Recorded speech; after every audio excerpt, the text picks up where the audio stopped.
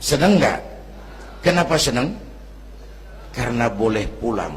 Orang pulang seneng. Contoh lagi, Lebaran masyarakat pulang mudik, seneng nggak? Kenapa seneng? Pulang. Orang pulang seneng. Sekarang selesai hidup di dunia, kita pulang kepada Allah, seneng nggak? Ragu-ragu, mau bilang seneng takut besok gitu. Mestinya seneng pulang. Apa yang bikin pulang yang satu itu kok berat? Kelihatannya dua. Pertama, kita ini sering mencintai sesuatu berlebihan, berakar di hati. Datang saat pulang tidak siap menghadapi perpisahan. Ada yang bergantung di sini, pulang jadi berat. Kalau cinta Allah sepenuhnya, cinta alam seperlunya, pulang enak. Yang kedua, bekal nggak cukup, sengsara di jalan, pulang jadi berat. Nggak punya bekal kok pulang, itu nekat. Belum sempet sholat modar, kok berani amat nggak punya bekal pulang. Kalau bekal cukup, pulang itu menyenangkan. Kenapa? Itu satu keharusan. Iya, kalau umat-umat terdahulu umurnya relatif panjang. Kalau kita ini mencontoh baginda Rasul, beliau wafat umur 63 itu standar. Kalau mencontoh Nabi, jatah kita 63. Kalau malam ini kita sudah 50 tahun, tinggal 13. Waspada.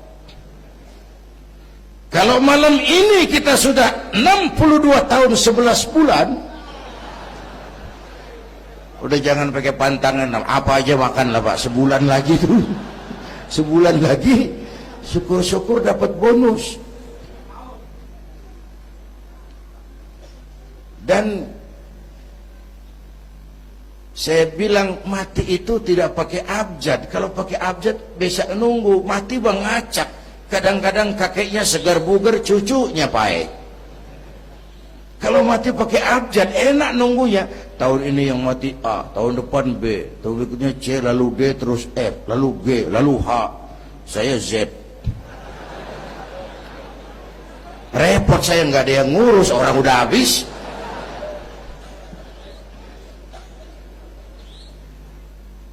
Bapak Ibu hadirin, malah aneh. Jam 6 pagi sopirnya mati. Jam 10 siang, 4 jam kemudian Mbah Suripnya yang mati. Sebelum mati dia pesan sama teman saya W.S. Rendra, Mas, saya kalau mati tolong dikubur di bengkel teater Depok. Monggo, dikubur sama Rendra. Belum seminggu Rendra yang ngikut, mati. 1 bulan sebelum Rendra, lebih dahsyat lagi, Michael Jackson mati. The King of Pop, raja pop dunia, mati. Apalagi penyanyi keroncong, lebih mati lagi. Ada hidup sesudah mati, ada akhirat sesudah dunia. Semua kita perantau, dan perantau harus pulang. Bapak Ibu hadirin yang saya hormati, oleh karena itu, dengan semangat itu, ayo kita tingkatkan ibadah kepada Allah Subhanahu. Penutup, Isra Mi'raj itu filter. Setelah terjadi peristiwa itu kelihatan, yang beriman makin mantap, ini golongan Abu Bakar Siddiq. Yang kafir makin kurang ajar, ini golongan Abu Jahal, Abu Lahab, Abu Sufyan, dan abu-abu lain kumpul di situ. Yang ragu-ragu kafir lagi. Ini kristalisasi. Maka dengan memperingati Isra Mi'raj ditambah dengan semangat sholat berjamaah, ayo kita jaga kesatuan, persatuan, kerukunan, dan kekompakan. Bapak Ibu hadirin yang saya hormati, saya bersyukur walaupun belum pernah hadir, tapi saya tahu tiap minggu pagi pengajian Kiai Uci ini dibanjiri oleh jamaah. Alhamdulillah, kita doakan beliau diberikan kekuatan. dan pengajian jalan terus sampai kira-kira kiamat kurang seminggu. Jangan sampai kiamat lah, ngeri. Saudara-saudara, itu yang kita perlukan sekarang.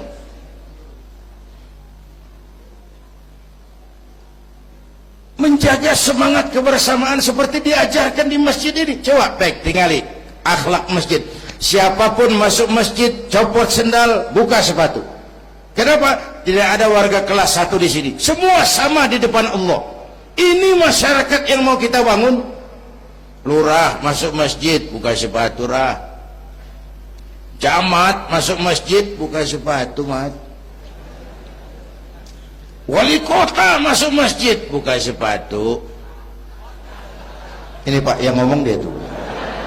Sembarangan tak.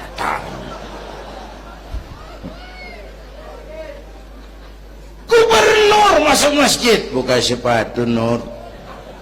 Presiden masuk masjid, buka sepatu, Den. Ini masyarakat yang mau kita bangun. Kan keadilan di negeri kita ini masih mahal. Hukum masih sering seperti pisau, tajam ke bawah, tumpul ke atas. Kalau yang kecil salah, hukum cepat-cepat ditegakkan. Yang besar salah, cicing wae, pura-pura tenyaho. Itu yang melukai rasa keadilan. Bapak Ibu hadirin yang saya hormati, itu yang melukai rasa keadilan. Kalau mau lapor kehilangan ayam, itu harus jual kambing. Ingin menang berperkara, jual sapi. Ngurusin ayam hilang kok jual kambing, jual sapi. Itu harga keadilan yang harus kita bayar. Karena itu ke depan belajar dari sejarah, kita bukan cuma perlu pemimpin pinter, tapi juga benar. Malahan lebih baik benar enggak tapi pintar ketimbang pintar tapi enggak benar. Capek dibohongi pemimpin yang cuma pintar tapi enggak benar. Disuruh ngurus beras malah nimbun beras. Disuruh ngurus laut jadi bajak laut. Disuruh ngurus hutan rame-rame jadi orang hutan. Gitu. Kita rindu munculnya sosok-sosok macam Umar bin Abdul Aziz. Punten nih. Itu Umar bin Abdul Aziz waktu terpilih jadi khalifah, yang pertama diucapkan innalillahi wa inna ilaihi raji'un. Terpilih jadi presiden bukan alhamdulillah, innalillah.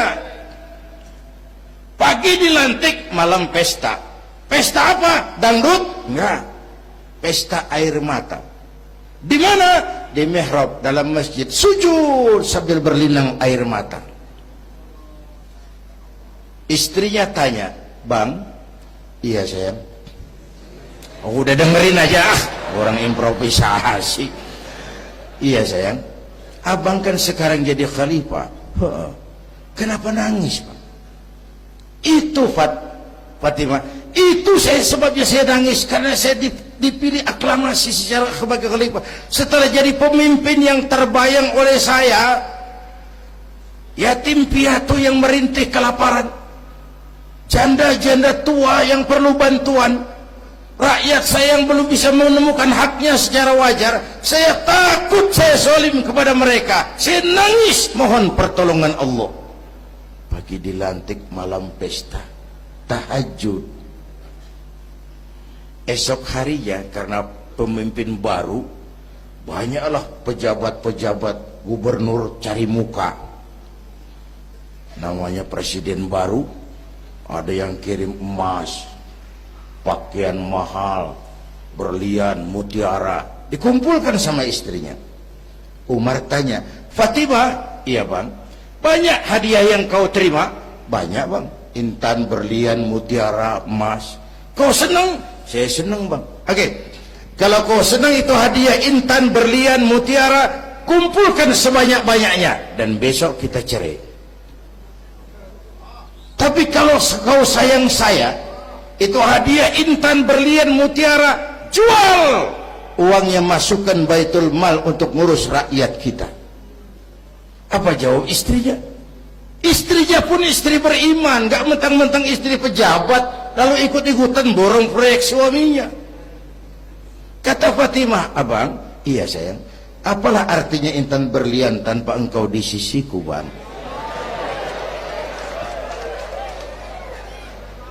Jual sajalah, jual untuk ngurus kepentingan rakyat.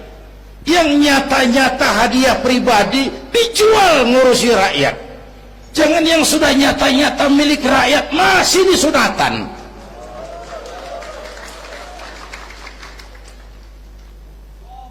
Yang antik lagi, satu malam beliau kerja di kamar pakai lampu templok, nulis. Datang seorang tamu, Assalamualaikum ya Amirul Mukminin. Waalaikumsalam. Silakan duduk. Ada apa? Enggak, cuman mau ngobrol. Urusan pribadi khalifah, kita kan teman lama. Oke, baik. Beliau berdiri, lampunya dipadamkan, ditiup, mati, gelap kamar. Ayo kita ngobrol.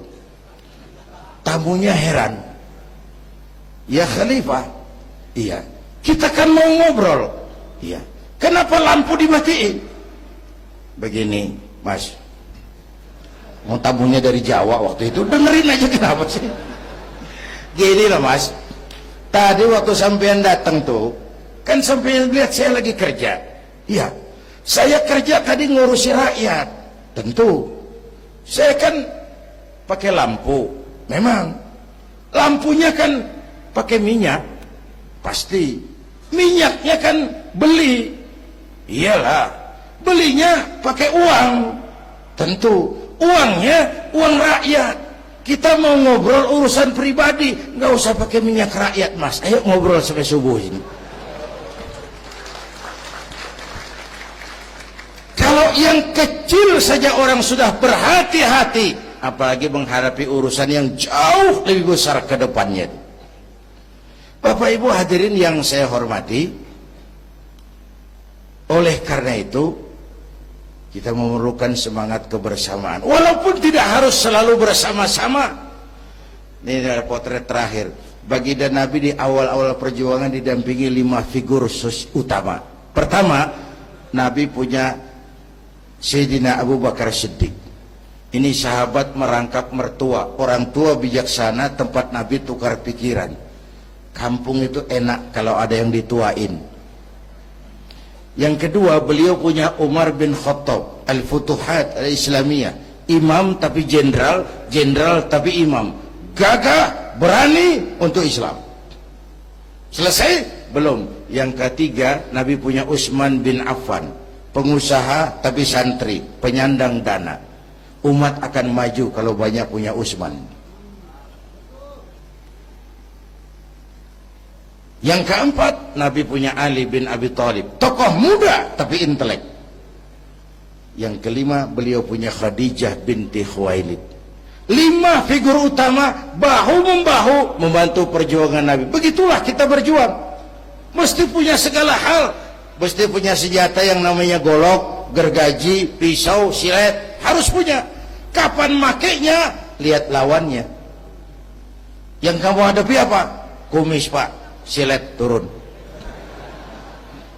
Yang kamu hadapi apa? Akar kayu nangka pak, kampak maju. Ini kita sering emosi nggak para rugu. Yang dihadapin kumis, kampak yang maju.